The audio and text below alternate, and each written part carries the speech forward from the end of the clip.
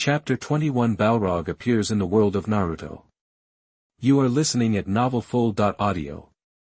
The voice on the screen faded, Tsunade and Jiraiya's faces paled.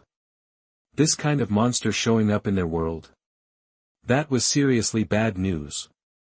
Alright. Bring it on. If I can take down a monster like that, who knows what kind of reward I'll get. Naruto, on the other hand, was pumped. Seeing the rewards Akiji and the others had gotten, he was itching to get his hands on some himself. Idiot. What's so great about this? Jiraiya snapped, smacking Naruto upside the head. If creatures like that start appearing, do you have any idea how many people are gonna die? Naruto's enthusiasm deflated. He realized how naive he'd been and hung his head in shame. It's here. Xie Yun suddenly shouted, pointing at the screen. A small town was engulfed in flames. It looked like an ordinary fire at first glance, but knowing that the fireman had arrived, the four of them knew better. If you looked closely, you could see a large spark pulsating within the blaze. It's close. Let's go. Jiraiya didn't hesitate. He bolted out the door, Tsunade right behind him. Xie Yun and Naruto scrambled after them. They burst outside to see thick smoke billowing in the distance. They leaped onto the rooftops and raced toward the fire. When they arrived, they found several buildings already ablaze. The screams of people trapped in the inferno were cut short one by one. Damn it, people are already dying. Jiraiya's face was grim. He hadn't expected it to escalate so quickly. Find that burning man. Stopping him is the only way to contain this fire. Tsunade ordered, already forming hand seals. Jiraiya followed suit. Water style, water dragon jutsu, they both unleashed the same technique, sending water dragons hurtling toward the flames to extinguish them. Get out of my way. A guttural voice growled. On a nearby building, the fireman stood, glaring at Jiraiya and Tsunade.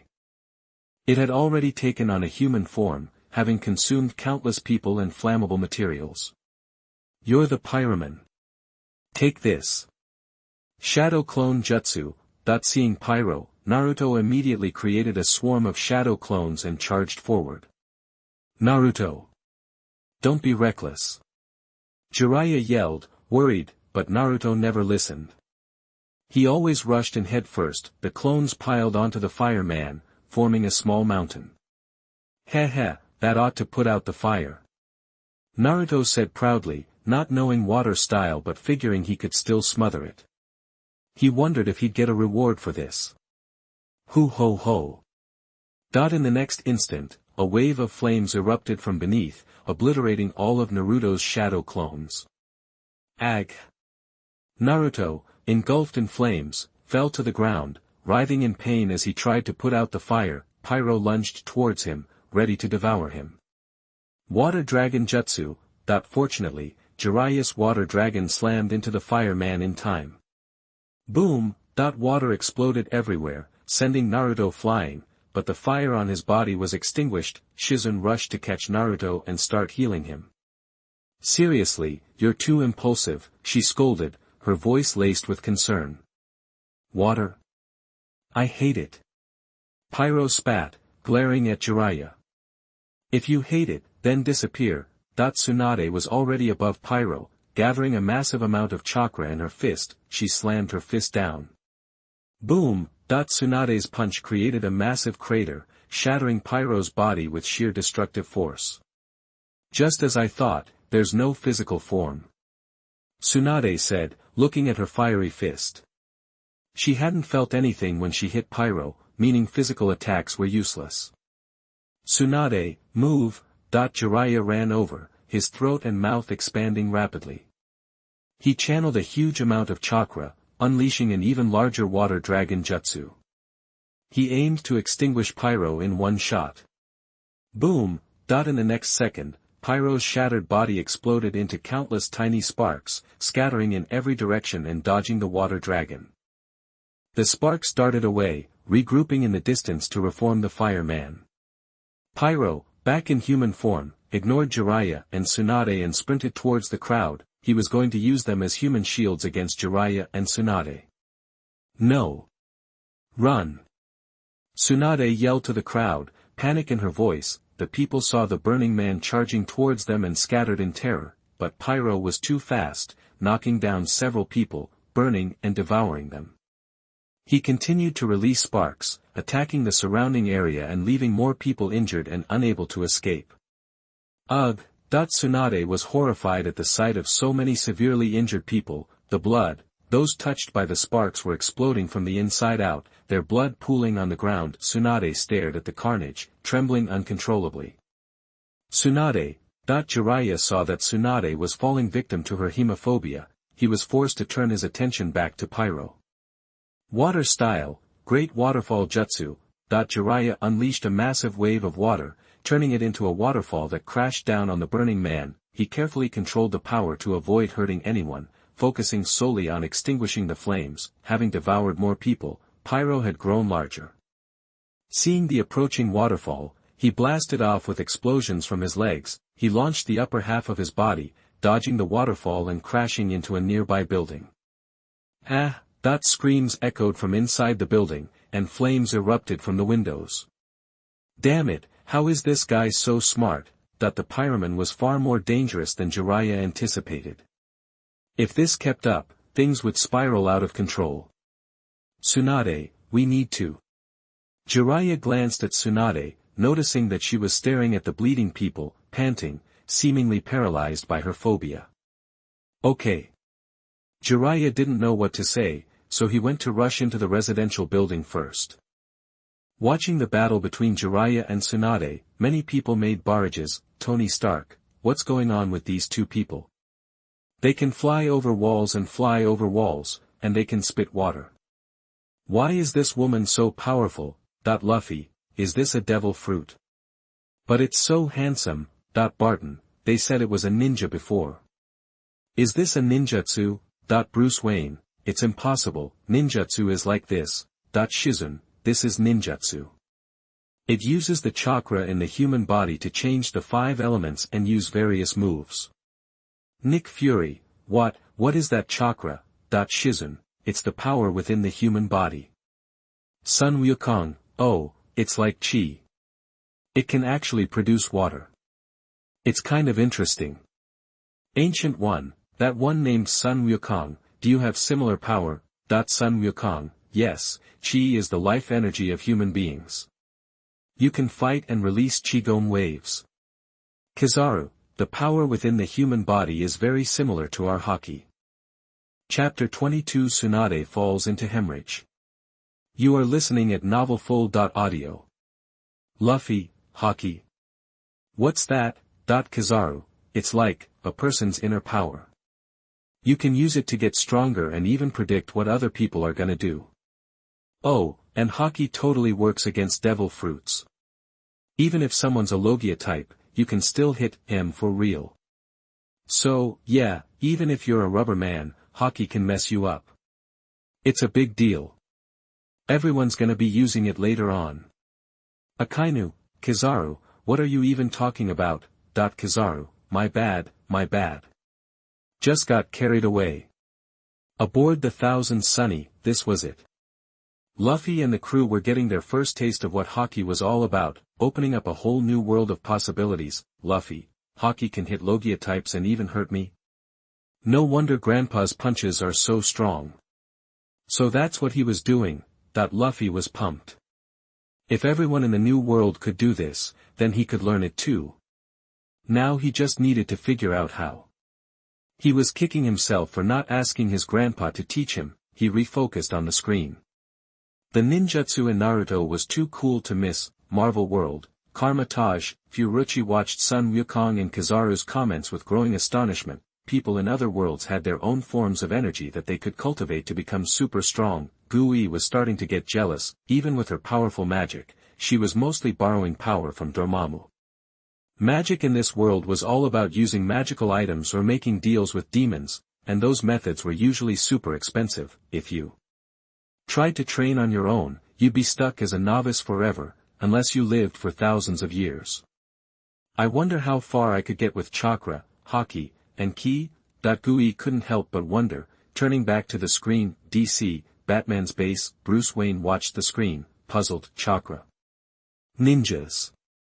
Watching the ninja battle, he realized the ninja knowledge he had was a joke. Watching Jiraiya string together hand seals and unleash water attacks, Bruce Wayne figured out that manipulating ninjutsu in the Naruto world required specific hand positions. He instinctively tried to copy the hand seals. Water style, water dragon jutsu. Nothing happened. Bruce Wayne coughed, embarrassed. Good thing no one was around to see that. But that alone isn't enough to deal with Pyro. Bruce Wayne looked grimly at the screen. Jiraiya was still chasing Pyro through the apartment building. He was throwing everything he had at him, water dragon jutsu, waterfall techniques, all kinds of water-style ninjutsu, but Pyro was too fast, too slippery, and he kept using people as shields. Jiraiya couldn't risk hitting the civilians, but he was doing his best to put out the fire in the building. Jiraiya, stop using people as shields. Pyro's tactics infuriated Jiraiya, pushing him to move faster. He needed to get close enough to use his water style without Pyro being able to dodge or grab a hostage. Jiraiya, shadow clone jutsu. Instantly, multiple shadow clones appeared. The clones moved in from all sides, forming a net around the burning man. Boom. Pyro detonated himself in a massive explosion, obliterating his own body. Jiraiya was blasted clear out of the apartment building. Boom. The building collapsed, and the surrounding buildings started to fall like dominoes, creating a field of rubble. Help! Mommy! Cries for help and screams echoed through the ruins. These were just ordinary people, helpless against the inferno and desperate for someone to save them. Jiraiya, hang in there. Hearing their cries, Jiraiya staggered to his feet and began trying to rescue anyone he could. Shizun, everyone, hold on. I'll get you healed up. Shizun rushed to help, using her medical ninjutsu to treat the injured. Tsunade, injured.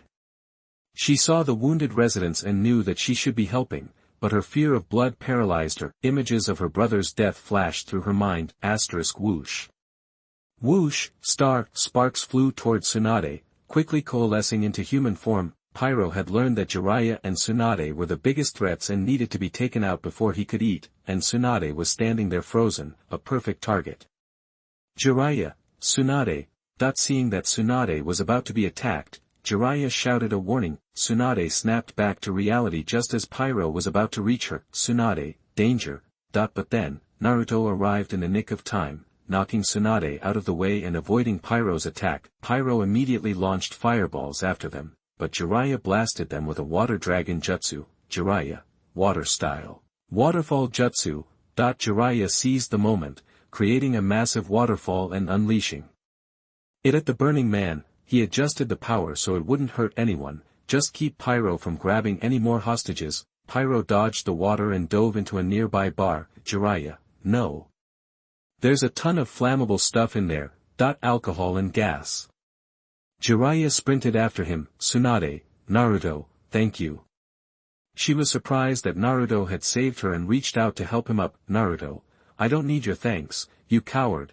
Naruto slapped her hand away. Naruto, I don't get why a pervy sage would ever think a coward like you could be Hokage.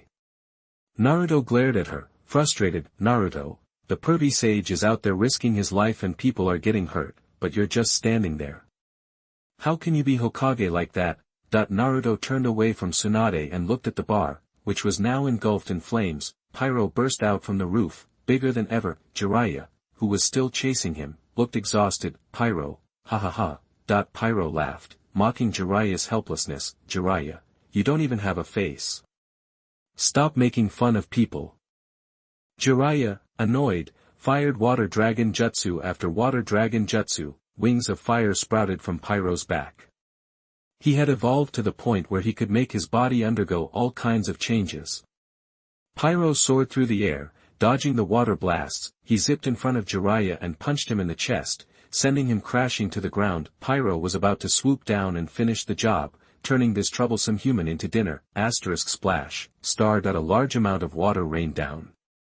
It was the water dragon jutsu from earlier, having lost its power at the high altitude, and falling like a heavy rain. It drenched Pyro. The water made Pyro shrink, causing it to scream in pain. Jiraiya, that's a ninja's trick. The final blow. Jiraiya formed his hand seals, preparing to use his ultimate attack, but then, Jiraiya sensed danger coming from behind. He spun around just in time to see another pyro punch him into the ground. Chapter 23 Unexpected Support, The Appearance of Orochimaru. You are listening at novelfull.audio. When did they split off? Jiraiya stared in shock at the fiery figure clinging to him. He knew pyro could divide and reproduce, but he hadn't seen it happen. Could it have been in the tavern, without him noticing? The fiery figure held Jiraiya tight, burning him, trying to engulf him. Get off me! Jiraiya struggled frantically, but he couldn't physically shake off the being, and he couldn't form hand seals to use a water jutsu. If this kept up, he'd become fuel for the fire. Arrow Sennin, seeing Jiraiya in danger, Naruto rushed forward. Wait! You can't use a water jutsu, Tsunade quickly warned him. So what? I'm gonna be Hokage. I can't just stand by while my friends are in trouble, Naruto yelled back as he instantly created multiple shadow clones. Becoming Hokage takes more than recklessness. Tsunade watched Naruto's determined back, reminded of her own brother, always desperately trying to protect his friends. What an idiot, a hot-headed idiot. No, I'm the stupid one. I almost forgot what's important. Tsunade looked helpless, tears welling up before she wiped them away. Naruto, stay back. We need water, Jiraiya yelled, not wanting Naruto to get hurt. Don't worry. I might not know water style, but I've got something similar. Naruto looked confident. He ordered all his clones to get to high ground and surround Pyro. Water style, pissing jutsu. All the Narutos dropped their pants and started peeing. A torrent of urine rained down on the fiery figure, extinguishing the flames. Arg. Everyone watching, including Jiraiya and Tsunade, was stunned. In the pirate world, on the Thousand Sunny. Ha ha ha. This Naruto guy is a genius. What a crazy idea. Luffy was cracking up. Nami covered her face in embarrassment. Forget that. Tsunade is gorgeous. And look at that figure. Sanji was losing it. He'd fallen for her the moment he saw her. I agree. I wanna see her panties. Brook chimed in. You two are perverts. Nami punched them both. Ah, Miss Nami is so wonderful. Back on screen. Arg. Realizing he'd been extinguished with urine, Pyro released Jiraiya in fury and glared at Naruto, ready to make him pay. Whoosh! A violent sound echoed as Tsunade sped towards the fiery figure, hands already forming seals. Tui! A huge torrent of water blasted from Tsunade's mouth, drenching Pyro. The water sizzled, and white smoke billowed. When the water cleared, the fiery figure had shrunk to a tiny, flickering ember. Tui! Tsunade spat another ball of water, snuffing it out completely. Then, she immediately used medical ninjutsu on Jiraiya. Sorry I was late. Tsunade apologized, blaming herself. Your hemorrhage is under control. Jiraiya looked at Tsunade in surprise. Yeah, thanks to your idiot apprentice. Tsunade nodded. Boom. Boom. Boom. Suddenly, a series of explosions rocked the street. Buildings exploded, and the fire spread like crazy. People screamed. No. It's the original Pyro. While we were distracted, he attacked elsewhere. Jiraiya stood up, panicked. Let's go. Tsunade realized things were getting worse and raced off with him. They arrived to find a once bustling street turned into a hellscape, littered with charred corpses. Ha ha ha. Several fiery figures danced in the flames, laughing maniacally as they moved on, consuming more and spreading the fire. In just a short time, Pyro had caused so much damage. Jiraiya and Tsunade now understood how terrifying this creature was. If even one got away, it meant endless war. Arrow Sennin, what do we do? Naruto looked shocked and helpless. I know a technique that can create a huge surge of water and extinguish all the flames, including those things. Jiraiya said slowly. But the problem is, how do we make sure we get them all and they don't escape? That was Jiraiya's biggest concern. He couldn't let any Pyro slip away. Huh, you're worried about that? A cold voice cut in. They turned to see Orochimaru and Kabuto standing behind them. Orochimaru. What are you doing here? Naruto saw Orochimaru as a deadly enemy. He was the one who killed the third Hokage. He couldn't let his guard down. I came to ask Tsunade to heal my hands, but I stumbled upon quite the show. Orochimaru sneered, eyeing the fiery figures with fascination. He didn't know exactly what the Burning Man was, but he'd been watching from the shadows and realized its physiology and vitality were exceptional. It could be his key to immortality. What do you want? Jiraiya stood in front of Naruto, glaring at Orochimaru. Why did you kill our teacher? Is this really the time for that? Orochimaru scoffed, not wanting to rehash it. How about a deal?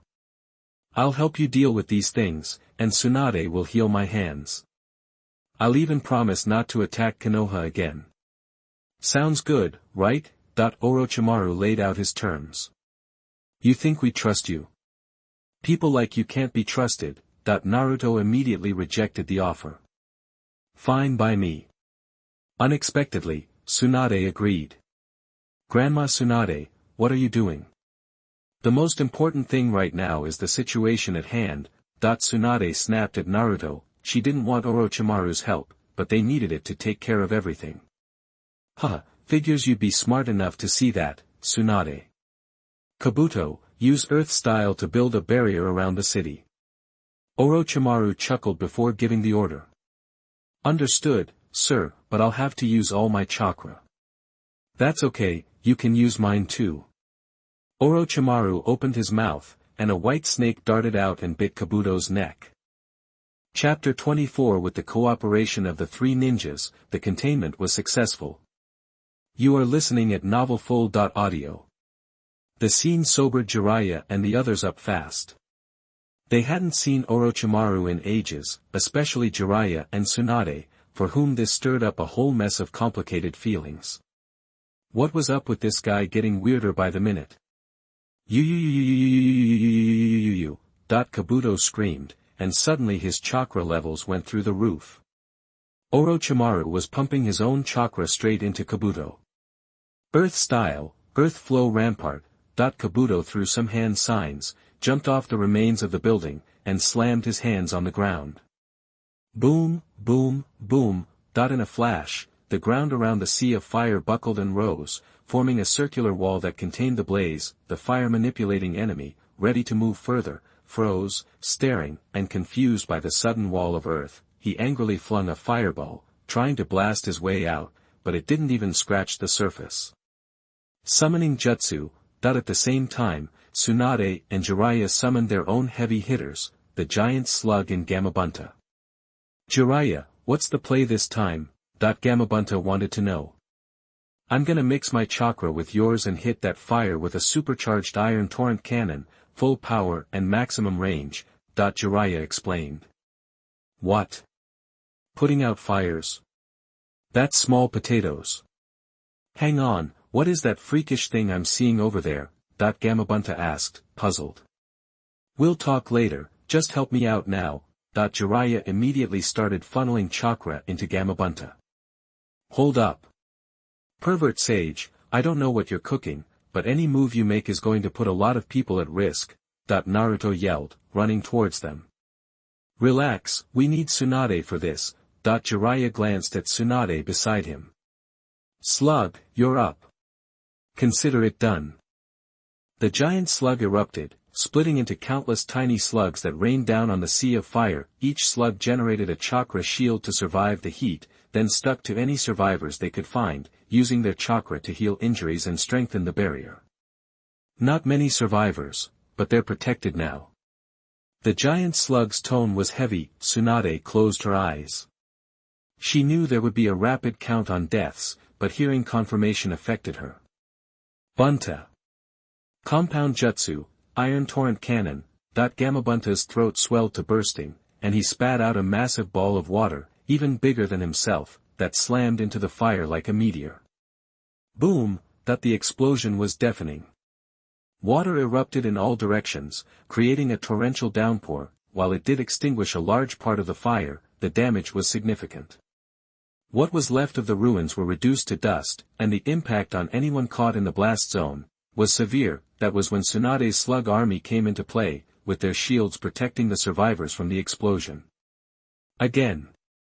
Compound Jutsu, Iron Torrent Cannon. Jiraiya cheered and kept going, joining his chakra with Gamabunta's. Gamabunta spat out a barrage of Iron Torrent cannons, blanketing the rest of the Sea of Fire, that sealed the Pyro's fate. Their survival depended on the flames. The water balls falling were too large, and if a direct hit didn't vaporize them, they were sure to be extinguished by the subsequent splashes. Watching the flames die, the Pyro began to weaken. Desperate, the Pyro tried to escape beyond the water's reach, but the earth walls blocked every route, and they were trapped. It was like shooting fish in a barrel, or rather, catching turtles in a jar. They were being eliminated one by one. Finally, the terrifying Sea of Fire sputtered and died, leaving behind silence. "We did it!" Naruto yelled in excitement, staring at the ruins where the fire had been, but as he took in the dead bodies and the leveled streets, his excitement died in his throat. Jiraiya and Tsunade felt a pang of guilt. If they had been more careful, more prepared, could they have avoided this? What a fascinating creature. What is it exactly? Care to enlighten me? In Orochimaru's mind, sacrificing an area for the success of a dangerous jutsu was the right call and affected him little. "None of your business," Tsunade snapped, giving Orochimaru a withering look. Suit yourself. In that case, about that promise, time to fix my arms. Orochimaru said flatly. Fix them? No problem. Tsunade grinned, and then threw a punch that would have turned Orochimaru into red paste. Kabuto reacted instantly, yanking Orochimaru back just in time to dodge Tsunade's earth-shattering blow. "As I expected, you were never going to help me." Orochimaru shrugged, looking almost bored. "How could I ever help you, the bastard who killed our teacher and wants to destroy our home?" Tsunade's eyes burned with fury. She could be irresponsible at times, but she had principles, and Orochimaru had crossed every line. In that case, until next time. Orochimaru decided to cut his losses and retreat. They'd used too much chakra putting out the fire, and with Tsunade overcoming her blood phobia, she and Jiraiya were a serious threat. He wasn't looking for a fight. Contained object, Pyro, successfully contained. Rewards are now being distributed. The mechanical voice echoed in their ears. Who's there? Kabuto and Orochimaru whirled around, instantly on guard. Jiraiya, Tsunade, and Naruto, on the other hand, knew exactly what was going on. Jiraiya has gained the power of the Sage of Six Paths. Tsunade has gained 3 colors of Haki. Orochimaru and Kabuto Yakushi have acquired the Sea Virus. Naruto is able to fully utilize the power of the Kyuubi. The Sage of Six Paths is the ancestor of chakra and the origin of ninjas. His power transcends any known ninjutsu, most notably the Rinnegan and Six Paths Sage mode. 3 colors of Haki, a special power from the world of One Piece, is divided into armament Haki that strengthens defense and attack, observation Haki that allows you to predict your opponent's moves, and conqueror's Haki that is the mark of a natural-born leader, and dominates the weak. The Sea Virus is a unique virus from another dimension. It can restructure living organisms, granting incredible resilience and further evolution. However, the original variant came with the risk of losing your mind and becoming a monster. The Sea Virus given as a reward has been purified of these side effects. The voice cut off. Jiraiya's mind was flooded with information, his body undergoing a radical transformation. Before he could process anything, he was hit with waves of pain, his skin turned pale, and bizarrely, a pair of horns sprouted from his head. His eyes shifted to purple, patterned with concentric rings. The chakra pouring out of Jiraiya was beyond anything he had ever experienced, like a volcano about to erupt. Chapter 25 Six Paths Sage Mode, 3 Colors of Domineering, Injected with Sea Virus. You are listening at novelfull.audio. Jiraiya felt a rush of heat wash over him. His chakra surged, expanding to its limit, like he was about to explode. The sensation was uncomfortable, yet strangely exhilarating. as the chakra erupted, a terrifying pressure radiated outwards, causing everything around him to tremble violently. Whoa, whoa! What is that chakra? Tsunade stared at Jiraiya in disbelief. The force of his chakra was pushing her back, just as she braced herself, a dark energy enveloped her, making her feel stronger. Then, a huge wave of raw power burst from her, forcefully pushing back against Jiraiya's aura and allowing her to regain her footing. Is this domineering? Tsunade looked at herself, confused, remembering the reward from before. Suddenly, she sensed a shift in the atmosphere. The crowd scattered in panic. Jiraiya and Kabuto were gone, and Naruto's chakra was starting to spike, becoming terrifying. Naruto! Tsunade rushed to Naruto's side to check on him. Red chakra was radiating from him, and his features had become almost feral, with 3 red chakra tails sprouting from his lower back. He looked like a monster. The 9-tailed fox. Recognizing Kyuubi's chakra, Tsunade's expression turned grim. She knew better than anyone the sheer destructive power of the Kyuubi. Its chakra was pure rage and aggression. Exposure to it could easily lead to a loss of control. Is this the power of that thing inside me? It's awesome. That while Tsunade worried, Naruto was staring at his body with a mix of confusion and excitement. He felt an incredible surge of power coursing through him, and it felt good. He'd used the 9-tails power before, but never like this. Naruto, don't you feel something's wrong? Tsunade asked urgently, watching him tap into the Kyuubi's chakra. Nah. Just feels a little heavy, is all. Naruto shook his head. Meanwhile, within the sealed world inside Naruto, Kurama was frantically looking around. It could feel its own power leaking out of control. What's happening? Why is my power pouring out? What did this human do to me? Kurama roared in frustration, desperate to reclaim its power, but it was helpless to stop the flow. Damn human!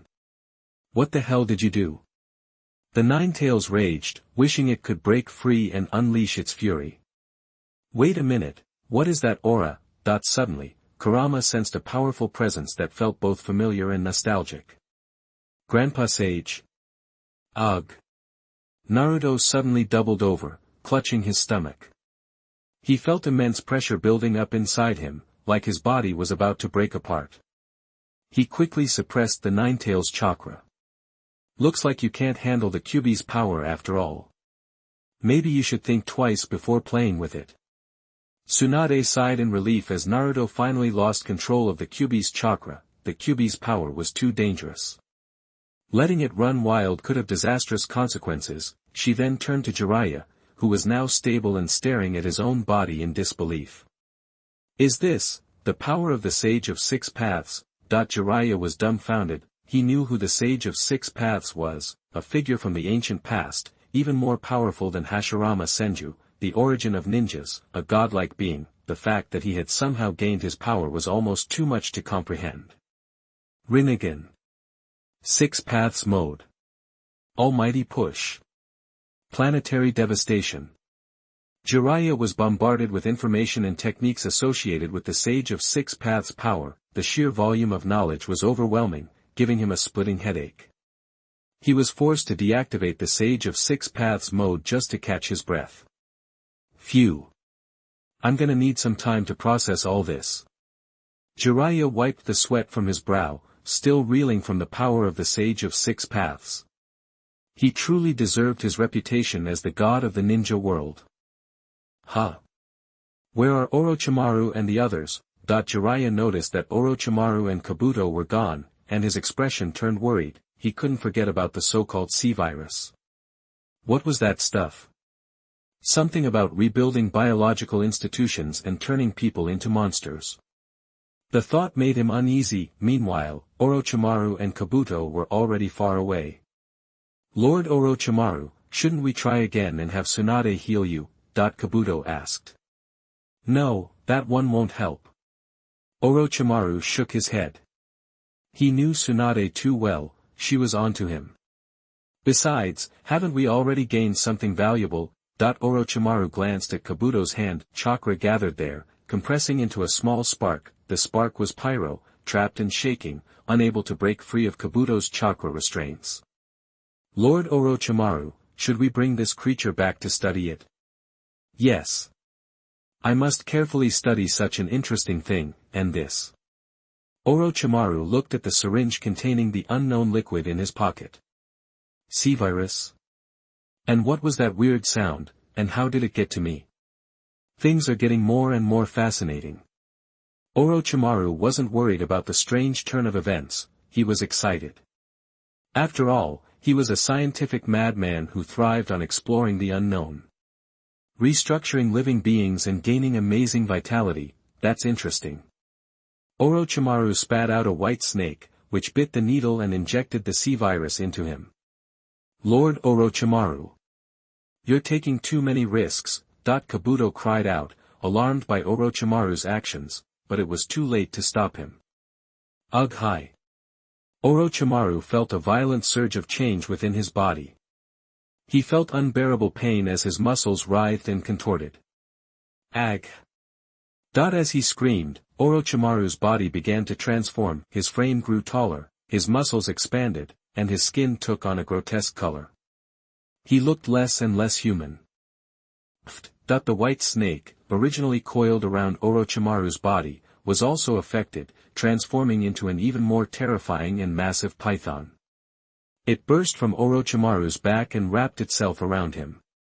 Lord Orochimaru, Kabuto stared in horror at Orochimaru's inhuman form, instinctively taking a step back.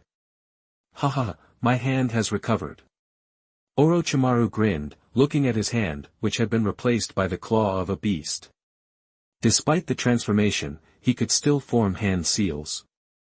And it's so powerful, and my body is so hot. Is this the sea virus? Hahaha, this is amazing.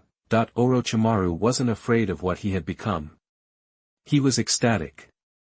Kabuto, let's go back immediately. We have new experiments to conduct. Yes, sir. With that, Orochimaru vanished, and Kabuto hurried to catch up. Orochimaru, now imbued with the power of the sea virus, had no idea what kind of chaos he would unleash upon the world. Chapter 26 Next prediction, The Beast of Imitating Voices. You are listening at novelfull.audio. After Horen was contained, the comments exploded online. Luffy, awesome. Your ninja moves are killer. And you summoned that huge animal to help, you're seriously strong. Nobita, yeah, I wanna be just like you. Back in the One Piece world, Luffy was totally hooked. He started practicing psychic jutsu with Chopper. Psychic art. Chopper, front and center. Luffy imitated Jiraiya, slapping the ground, and Chopper immediately transformed into his human form and hoisted Luffy up. They were having a blast, the rest of the crew just rolled their eyes. They were used to this kind of thing, Warring states, even my cosmic level hockey is on the table as a reward. This screen is wild, Ancient One, the work of something like that is beyond our comprehension. The abilities we pride ourselves on might be nothing to the force behind this screen. Sun Wukong, so they're strong, I wanna fight one of these contained dudes. Hope there's a super strong one. Piccolo, Goku, we're already dealing with the Scions, we don't have time for containment monsters. Vegeta, those contained things are probably just weaklings tricking the Earthlings. Thor, I may not like invaders like you, but I also think these contained monsters are nothing special. I could take them down with a single swing of my hammer. Over in Leo's world, Feng Yuan watched the comments, then looked at Tsunade and Jiraiya on the screen. Even though they were human, he was impressed by their skills. He even felt a little threatened. Tsunade's wide area healing and protection would be so useful in his world. Every day, people died because of monsters and aliens. With Tsunade's ability, so many lives could be saved, and Jiraiya. The power of that compound ninjutsu he used was a real threat to Leo. If he got hit by a water cannon like that, he'd definitely get hurt. Humans from other universes are so strong. I can't fall behind. I gotta get stronger. Feng Yuan was pumped up, eager to improve. Meanwhile, back with Xie Yun, after Pyro was successfully contained, he got a new reward. Pyro successfully contained. Host gains the power to generate fire and devour flames. As soon as the system notification ended, Xie Yun felt a surge of heat throughout his body. Then, he opened his mouth and breathed fire. Before Xie Yun could even celebrate, flames landed on the sofa, scaring him so bad he scrambled to put them out. The moment he thought about it, the flame zoomed right back into his mouth and was automatically inhaled. It happened so fast he barely even noticed. The screen image then switched. Next up, the sound-mimicking beast. A picture appeared, showing a creature with a red body. It had a huge mouth with countless fangs, but no other facial features. Its head was large, with a cluster of red feather-like things on the back. Its body was humanoid, but stronger and taller, with long, sharp-clawed limbs. Just looking at it made you sick. Everyone's attention was glued to the screen as a new containment monster appeared. The sound-mimicking beast can imitate any human voice and likes to hunt humans. They hide in the shadows and wait. When they spot a target, they use mimicked sounds to lure it in, sometimes perfectly replicating the target's loved ones, scaring them to death. With the explanation over, a scene appeared. Somewhere in the world, a woman was looking for her child. "Honey, where are you? Where'd you go?" It seemed like her son had wandered off while playing. Nothing too unusual, but anyone who'd seen the other containment monsters knew it couldn't be that simple. "Mom, I'm over here." A child's voice came from around the corner. "Oh, there you are." Relieved, the mother ran over. "Honey, don't do that again." As the mother rounded the corner, her expression changed to one of pure terror. There was no child. Instead, the monster from the screen stood there. It was chewing on something, blood dripping from its teeth. Looking down, the mother saw her son's head. The creature had already devoured her child. "Aiowa!" The mother screamed, seeing her son's head and the monster. The sound-mimicking beast opened its mouth and bit her. Snap! Her neck broke. The beast tore off her head and swallowed it. "Help!" A man ran out from a side street. "Hey, big brother, don't run away. Wanna play?" A sweet voice came from behind, but the owner wasn't a cute girl. It was the terrifying sound-mimicking beast. The voice of an innocent girl coming from that monster made it all the more disturbing. The man was quickly overtaken. The beast pierced his chest with its claws, killing him instantly. Then, the sound-mimicking beast threw him into its mouth and chewed him up. The camera panned out, revealing the same scene playing out on nearby streets. Humans were being lured into corners by the beast's mimicking voices, only to become food when they saw its true form. After eating all the humans in the area, the sound-imitating beasts left. Whether to quietly wait for the next batch of prey or move elsewhere was unclear. While the mimicking beasts can be killed with human weapons, the problem is that there isn't just one, there are many of them, scattered all over the world. The Foundation has expended a lot of energy and it is difficult to completely contain and kill them, but we will not give up. The scene ended. The audience was shocked. The mimicking beast lowers the prey's guard, lures it in, and kills it secretly. In a way, it's more terrifying than the directly visible fire and carnivorous vines. Chapter 27: The Man Who Killed the Beast of Imitating Sound. You are listening at novelfull.audio. Chopper, this mimic beast doesn't seem as tough as those vines or firemen we saw. At best, it can just barely stop bullets. Sun Wuhan, doesn't look like much to me. Bruce Wayne, the danger's in how it hides.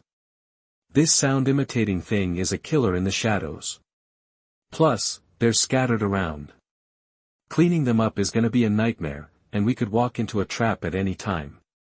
Natasha, that's a pain. Just mimicking someone you know could make you drop your guard. Zorro, really? I'm not feeling it. Doesn't seem like this so-called mimic beast is all that.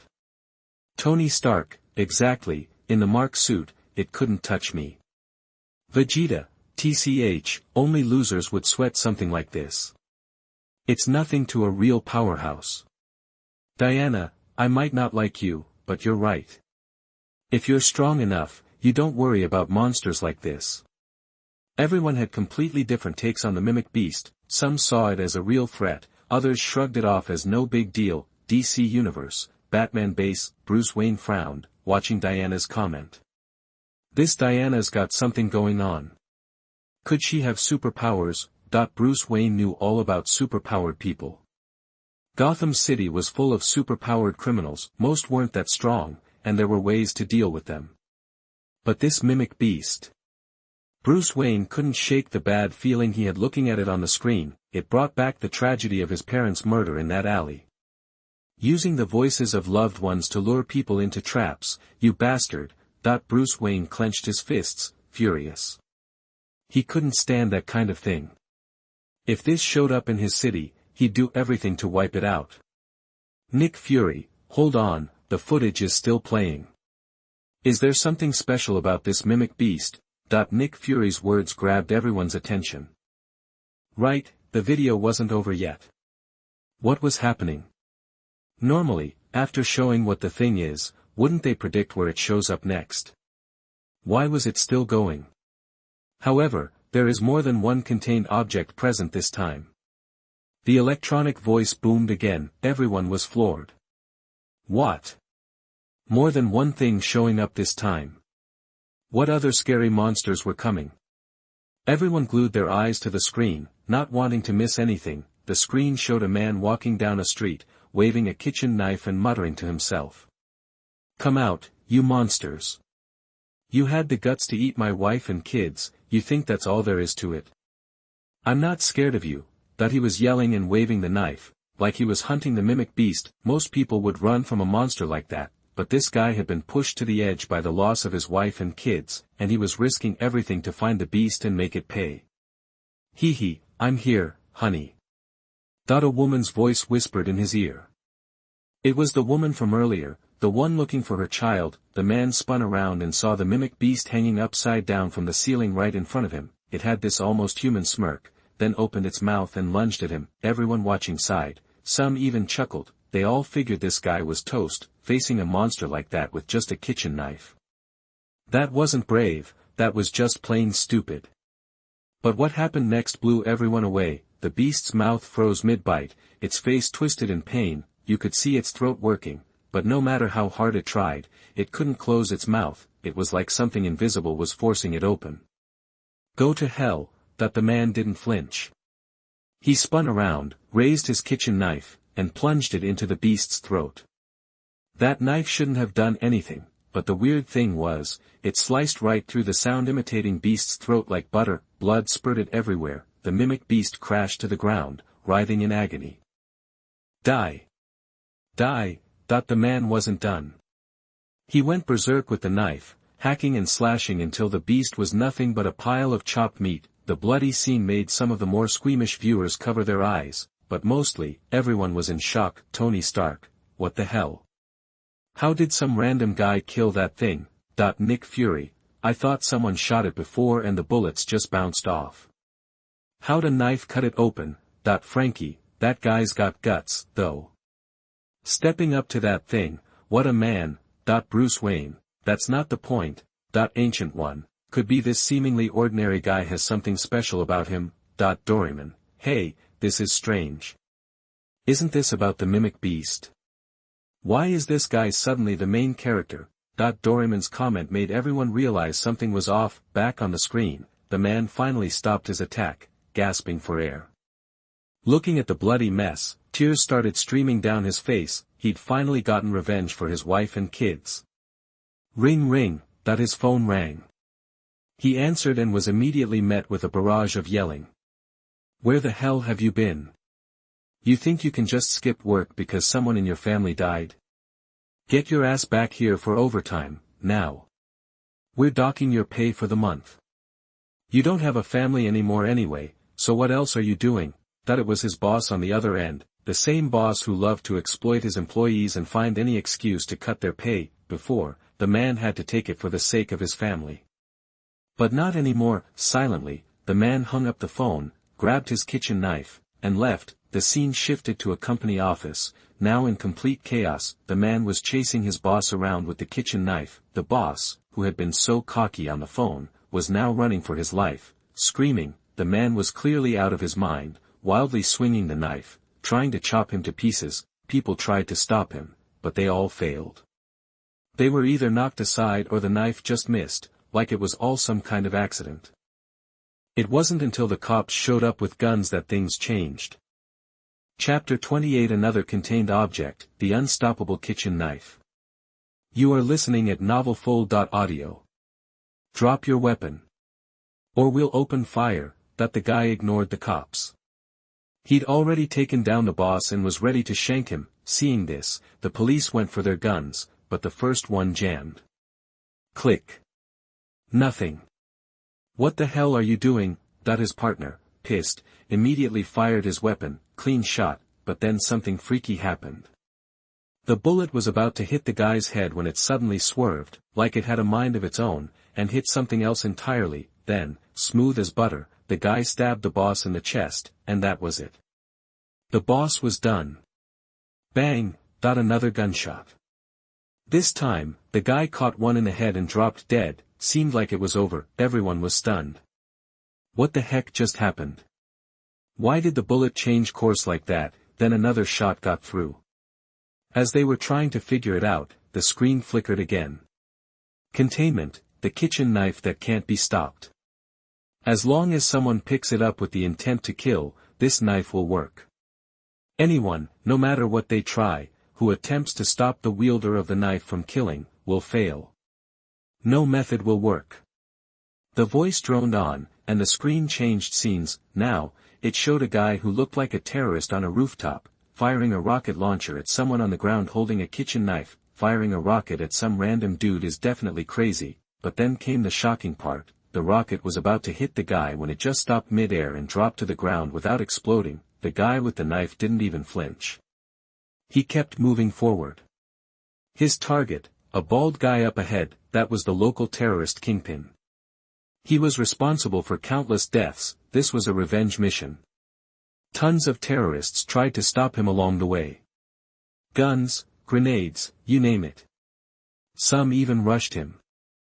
But nothing worked. Guns blew up in their faces, misfired, or bullets took crazy detours. Grenades exploded in their hands before they could even throw them, and if anyone got too close, they were thrown back like they'd hit a brick wall. The guy was walking through a gauntlet like it was nothing. He walked right up to the leader, ignored the Desert Eagle the leader pulled, and slit his throat. The bald guy hit the ground, disbelief written all over his face. He couldn't believe that the leader of a terrorist organization was taken out by some average Joe and a kitchen knife. After the bald guy died, one of the other terrorists went nuts and started shooting, but this time, things were different. No weirdness. The guy was riddled with bullets. Once the target of the person wielding the kitchen knife is dead, the knife's ability to interfere disappears. As long as the intended victim is still alive, any attempt to stop the wielder will fail due to an irresistible force. Therefore, this kitchen knife must be strictly guarded and never be allowed to fall into the wrong hands. Everyone was floored. A kitchen knife with that kind of power. Terrifying. Tony Stark, no way. How could a kitchen knife do that? It's completely unscientific. Mordo, a magic item. It has to be a magic item. Only magic could do that. Sun Wukong, huh? You guys have magic too? But it's so powerful. Where I'm from, it's mostly for fortune-telling and small stuff. Strange, you have magic over there too? Tony Stark, magic doesn't exist. It's completely impossible. Ancient One, Stark, you need to open your mind. There are many things in this world that you can't imagine. Magic is similar to science, it's just another way to explore and apply the fundamental laws of the universe. Tony Stark, what? Tony Stark, sitting in his jet, was practically frozen. He'd dedicated his life to science, and now he was being told that magic was real. His whole worldview was being shaken. Nick Fury, magic does exist in our world. S.H.I.E.L.D. has encountered it before. So, Ancient One, you're a magician as well. Mordo, watch your mouth. Ancient One is the most powerful sorcerer in the world. The Sorcerer Supreme. Nick Fury, whoa. Ancient One, now isn't the time for that. This kitchen knife is similar to a magical artifact. It amplifies certain abilities and affects its surroundings. But even I have never seen anything this potent. As the Ancient One spoke, she fanned herself faster. She'd seen plenty of magic items, power enhancers, curses, the works, but a device that had a range of influence on this scale was unheard of to her. If something like that fell into the wrong hands, it would be a disaster. The Ancient One's eyes narrowed, a serious look on her face.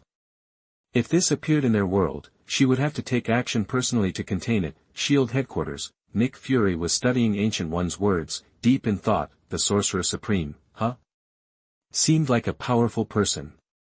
I wonder if I can reach out. A kitchen knife with that kind of power, you could assassinate the president with it.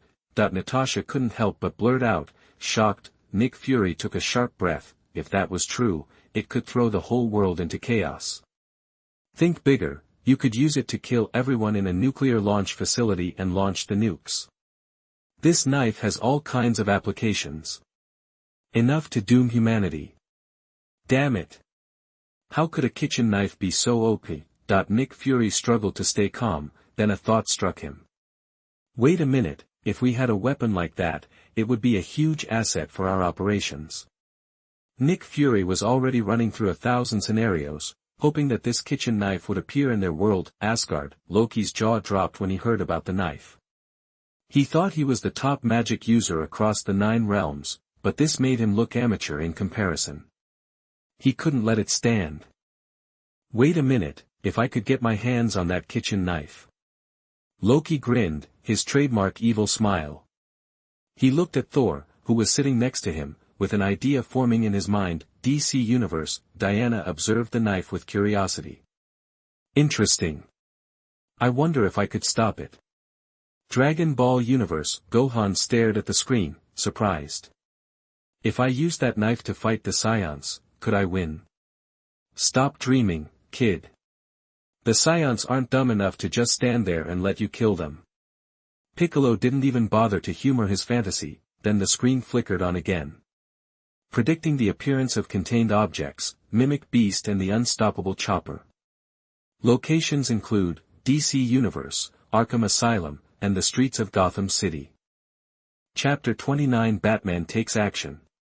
You are listening at novelfull.audio. What? In Gotham. Bruce Wayne shot to his feet, disbelief widening his eyes. He hadn't expected 2 containment objects to surface at the same time. Either one could trigger a major catastrophe. Gotham's already a mess, it can't handle this. He took a deep breath and headed out. Just then, a stream of messages flooded the screen. Diana, Gotham City? Seriously? That's terrible. Nobita, why? Diana, Gotham's notorious for crime. It's a magnet for every type of criminal imaginable. They're committing crimes all day, every day. Superpowered crimes too. It's the most chaotic city on the planet. Nick Fury, what? A city like that exists. What are the officials doing? Diana, taking bribes, obviously. As long as they get paid, they don't care. Tony Stark, figures. You find those types in every universe. Warring states, are you kidding me? What about the people living there? Diana, Bruce Wayne's from Gotham, isn't he? And super rich. Are you going to deal with this? Barton, wait, Bruce Wayne's rich and from Gotham? Is he one of the bad guys?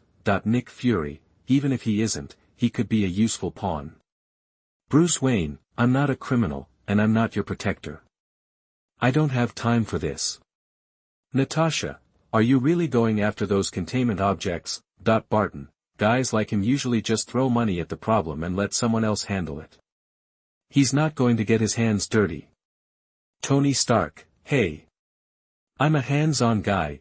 Bruce Wayne was now fully suited up as Batman. Okay, so how do I get that kitchen knife? Batman thought about it. The unstoppable kitchen knife was even more dangerous than the Mimic Beast. Any attempt to stop the wielder of the knife from killing will fail and be damned. As Batman sped off in the Batmobile, he was still stumped. He couldn't let some nutcase run around with that thing. He could only hope nobody had picked it up yet. Wait a minute. Any attempt to prevent the murder will fail, right? Something clicked. Batman's expression shifted to disbelief. Could that terrifying kitchen knife actually have such a loophole? It seemed crazy, but it was all he had. Batman left the Batcave in the Batmobile, heading toward the location on the screen. The screen showed a city street. A man was swinging a kitchen knife, hacking at passers-by. Die. You're all going to die. The man looked insane, clearly enjoying the carnage. He was just some garden-variety Gotham psycho. He'd been trying to rob someone, then he found a knife, and things escalated fast. First, he wanted to kill the guy who wouldn't give him money. Then he wanted to kill the people who tried to stop him. Then he decided to steal even more money. The more he killed, the more money he grabbed. Shoot him. Take him down. Seeing the chaos, Gordon barked an order. Chief, our guns are jamming. They're blowing up. Other officers were trying to fire, but their pistols were malfunctioning.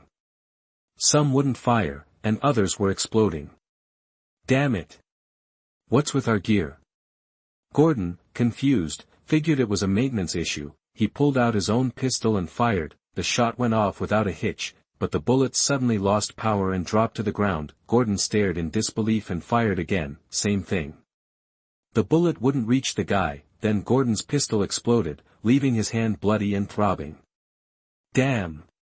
Is this some kind of superpower? Gordon grabbed his injured hand, his face grim. He pulled a grenade and threw it at the man. The grenade rolled to the killer's feet, but didn't explode. Gordon's face turned even darker. He had no idea what was happening. Sniper, take the shot.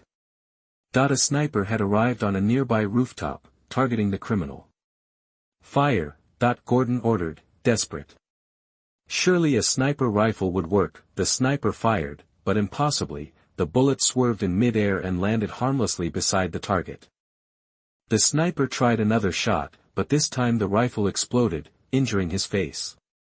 Gordon. Do you read me? Batman's voice crackled over Gordon's radio.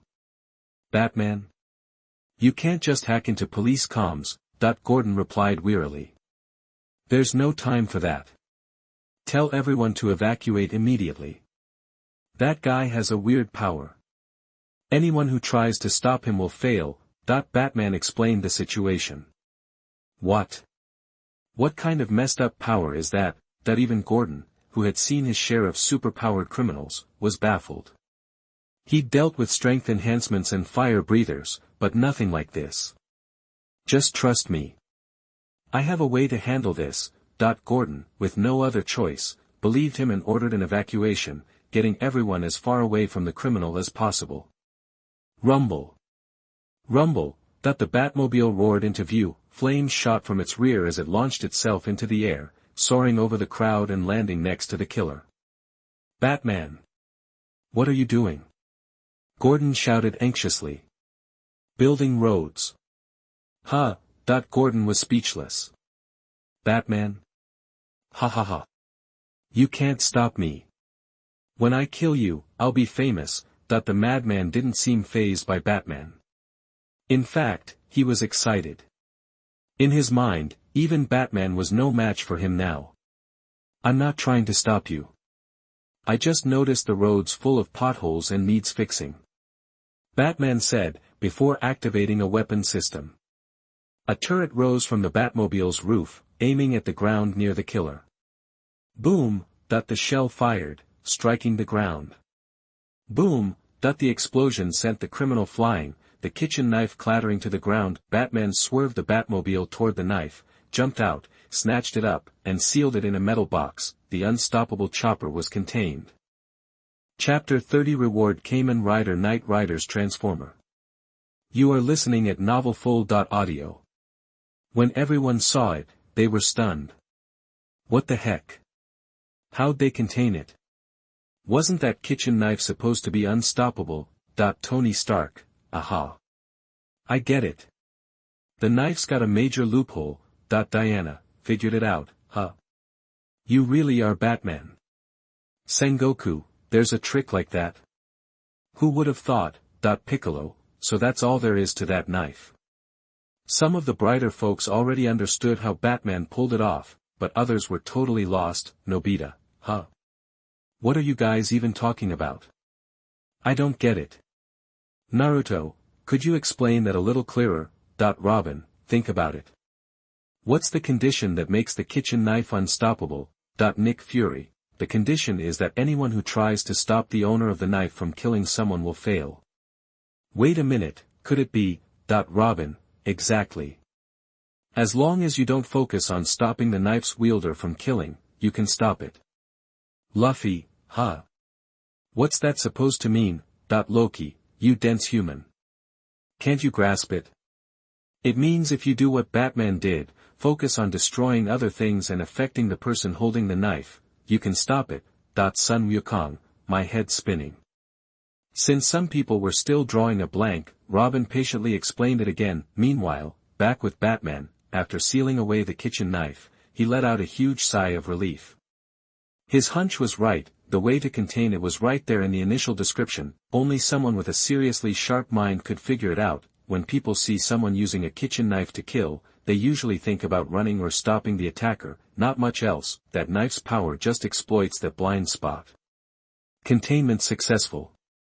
The unstoppable kitchen knife has been contained. Bruce Wayne is awarded a Kamen Rider Knight transformation card box. The screen's robotic voice announced, a black card box with a gold bat symbol appeared in Batman's hand out of thin air, and a wave of information flooded his brain. The audience was floored. Diana, what? Bruce Wayne is Batman. A rich playboy by day, a crime fighter by night. That's... Natasha, hold up. What's a Batman? Sanji, I was so focused on the knife I almost forgot. Why is that guy wearing a mask and cape? Diana, Batman is a vigilante in Gotham City. He comes out at night to fight criminals and is the scourge of Gotham's underworld. No one's ever seen his real face. I can't believe it's Bruce Wayne, the famous playboy. If this gets out, who knows what kind of mess it'll cause. Bruce Wayne, are you going to tell everyone? Diana, since you're fighting criminals and protecting people, I'm not going to be that petty. Tony Stark, rich and a hero, just like me. Aboard his private jet, Tony Stark watched the screen, excited. I can't believe there's someone like me in another universe. If we were in the same one, I'd definitely want to meet him. Tony Stark, but why hide your identity? If it were me, I'd hold a press conference and announce it. Nobita, hey, isn't it cooler for heroes to hide their identity? Tony Stark, Nobita, you sound like a little kid. Let me tell you, heroes who are out in the open are the coolest. Bruce Wayne, it's not about being cool. It's about protecting the people around me. I don't want my enemies to go after them. Tony Stark was about to say something but stopped. He suddenly remembered how the military, the government, and other groups were after his Iron Man tech. They hadn't found a way around him directly. What if they targeted Pepper Potts and Happy, or took control of Stark Industries? Damn it, what have I been doing? How could I forget something so important? Tony Stark instantly realized how foolish his recent slump had been. He immediately contacted Jarvis to start working on a plan. At the same time, Bruce Wayne was getting into the Batmobile, ready to head to Arkham Asylum. Hey, Batman, what do we do with this guy? Gordon ran over, pointing at the unconscious criminal. Without the kitchen knife, he's just a regular guy. Handle him accordingly. Batman replied. Kitchen knife? Gordon was even more confused. Oh, and send SWAT to lock down Arkham Asylum. There's going to be a riot and monsters there tonight. With that, Batman sped off towards Arkham, leaving Gordon scratching his head. As he drove, Batman examined the card box in his hand. After transformation, the Kamen Rider Knight card box will generate special armor. He can freely enter the mirror world and make a contract with the contracted beast, Darkwing Bat. He possesses multiple card summoning abilities and is skilled in swordsmanship and tactics.